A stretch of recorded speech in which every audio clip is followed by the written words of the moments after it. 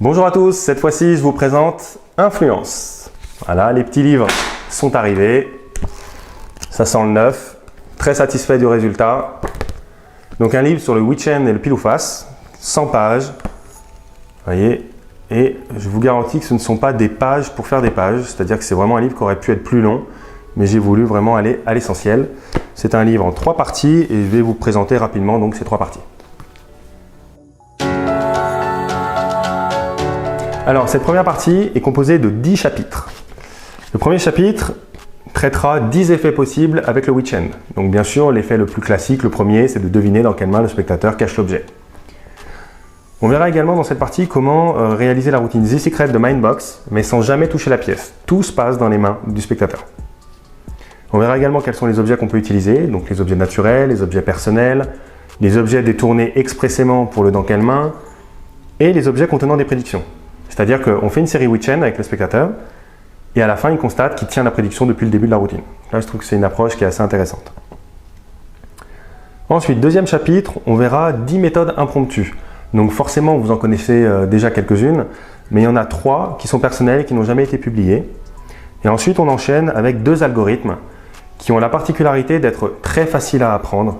Vraiment, vous avez juste à appliquer le concept, et qui vont vous permettre de deviner dans quelle main le spectateur cache un objet de façon 100% impromptue et surtout sûre à 100%. Donc là, ce sont des méthodes impromptues vraiment très efficaces, donc je les ai mises ici pour que vous puissiez après les réutiliser dans n'importe quelle routine. Ensuite, troisième main, c'est une solution pour flinguer un spectateur qui essaierait de vous doubler en cachant la pièce dans la poche.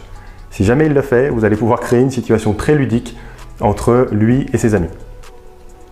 Ensuite, le dé, c'est une façon d'utiliser le dé électronique pour pouvoir faire un forçage. Sans doute que vous connaissez déjà, mais si vous ne connaissez pas, vous serez content de le découvrir. C'est une astuce qui est assez efficace. Choix miroir, c'est une routine à part entière. C'est une double prédiction qui utilise le dans quelle main pour faire un forçage équivoque, mais sans ambiguïté. Voilà, je n'en dis pas plus, je sais que ça paraît paradoxal. Et ensuite, il y a un twist final avec une prédiction très facile à faire et extrêmement efficace sur le public. C'est inspiré un peu du film Matrix, mais bon, j'en dis pas plus parce que c'est un concept que j'utilise beaucoup par ailleurs. Ensuite, pile en main, identifier un pile ou face, contrôler un pile ou face. Évidemment, c'est un mélange de Witchen et de pile ou face. Et enfin, Rock the Outs, c'est le détournement d'une technique assez géniale d'un autre magicien, dont je tairai le nom pour l'instant, et qui va vous permettre de manipuler entre 20 et 30 sorties au nez et à la barbe du spectateur. Donc c'est vraiment une technique, là encore, très efficace. Donc voilà pour la première partie. Partie 2, les routines. Donc je ne vais pas toutes vous les décrire. Premier élément, je vous invite vraiment à lire les notes, parce que dans les notes, il y a toujours une variante, aussi bien au niveau de la technique, de la méthode, qu'au niveau de l'effet. Donc ça permet d'avoir d'autres pistes de travail, d'autres pistes de réflexion. Pour beaucoup de routines, il y a également un texte de présentation qui est fourni. Donc si vous n'avez pas envie de prendre le temps de vous approprier la routine, vous avez juste à apprendre le texte et après ça roule tout seul. Ensuite, donc, je vais vous décrire par exemple KGB. Alors KGB, c'est le type de routine qu'on fait tout le temps parce qu'elle est 100% impromptue et sûre à 100%. Et vous allez pouvoir deviner non seulement dans quelle main le spectateur cache un objet, mais également une autre information. Et typiquement, quand vous avez fait cette routine à un spectateur, il y en a toujours un deuxième qui vous demande de lui faire. Donc vous allez pouvoir enchaîner en fait sur tout le groupe. Mais si vous voulez vraiment exploiter cette routine, faites monter 4 spectateurs sur scène, ils tiennent chacun un objet personnel dans une main ou un objet imaginaire. Vous avez les yeux bandés, vous êtes capable, bam bam bam, de révéler où se trouvent les objets. Donc c'est une routine très efficace. Gyaku, c'est KGB mais plus. Tsuki, c'est 5 climax différents pour terminer Gyaku. Alors pour vous donner un exemple, la routine The Secret de Mindbox est un climax possible à la routine Gyaku. Voilà, c'est pas mon préféré, mais pour vous donner une idée. Ensuite, Handcraft, Influence et une touche de John, c'est tout simplement une approche impromptue ou quasi impromptue de l'effet Perfect Prédiction de Colin Cloud. Donc c'est un dans quelle main qui va vous permettre de faire un forçage, et je le répète, de façon impromptue.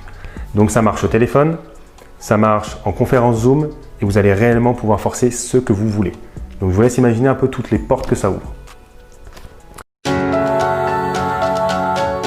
Troisième partie, multiface. Je suis très content de cette partie parce que c'est assez inhabituel dans les livres de magie d'avoir un texte de ce genre. Donc là, c'est une veille complète sur le thème du pile ou face. Donc il y aura des anecdotes, des références cinématographiques, des analyses cinématographiques, des résultats statistiques et des pistes de routine pour transposer l'univers du pile ou face à du mentalisme émotionnel. Parce que quelque part, savoir si le spectateur est tombé sur pile ou face, on s'en fout un peu. Par contre, lui faire sentir le poids du choix et lui faire revivre des choix personnels comme s'il les avait joués à pile ou face, là on commence à rentrer dans une expérience beaucoup plus profonde, beaucoup plus magique et qui va vous permettre également de faire des readings. Donc là, dans cette partie, le magicien professionnel a vraiment de quoi monter une expérience assez intime avec le spectateur. La dernière partie est consacrée au calcul. Je vous donnerai donc des formules mathématiques pour calculer rapidement et facilement un nombre de sorties. Donc ça permet de gagner du temps en fait quand on veut créer sa propre routine. Et ensuite on verra comment, en faisant varier les paramètres, comment on fait évoluer les expériences Witchen pile ou face et Freewheel chair test. Ça permet de voir qu'à partir d'un certain niveau, Freewheel devient plus impossible que Witchen. Enfin, il y aura un travail sur la structure d'une séquence Witchen, permettant de donner plus de choix au spectateur, main droite, main gauche ou dans la poche par exemple, tout en ayant moins de sorties à gérer en tant que magicien. Ça peut paraître paradoxal, mais c'est possible, notamment avec le Rock the Outs expliqué en première partie. Enfin, bien sûr, on termine par des conclusions et une bibliographie exhaustive sur le Witchen et le pile ou face. Donc voilà pour ce petit livre court mais dense. J'espère qu'il vous plaira et surtout qu'il vous servira. Si vous avez des questions, n'hésitez pas et merci de votre attention.